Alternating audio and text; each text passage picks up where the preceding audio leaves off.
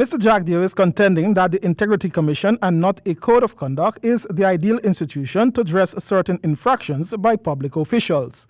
I pointed out that they're further trying to denude the Integrity Commission and to create a veneer that somehow they're strengthening the Integrity Commission by coming up with this farcical code of conduct. The opposition leader laments executive powers suggested in the draft code of conduct to be vested in the president and the minister of state. Now they're seeking to do so. And then also the minister of state, Mr. Harman, will now have executive authority under the Integrity Commission Act. And they're both, the President, Harman, and all ministers are subjects of the act. So who will discipline the president when he violates the provisions of the act? Minister of State Joseph Harman clarified on March 17 that his name is not on the Integrity Commission Act, but that the government is seeking to give the commission some measure of clout by inserting the Code of Conduct in the Integrity Commission Act. The first had to do with the enforceability of the decisions of the Integrity Commission. The Act itself lacks that capacity to be able to enforce things.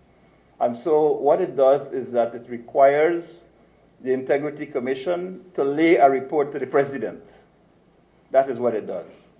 What we are trying to do now is to ensure that the Act covers a code of conduct for ministers and members of Parliament, that it also gives it some amount of teeth in the enforcement of some of what it is supposed to do.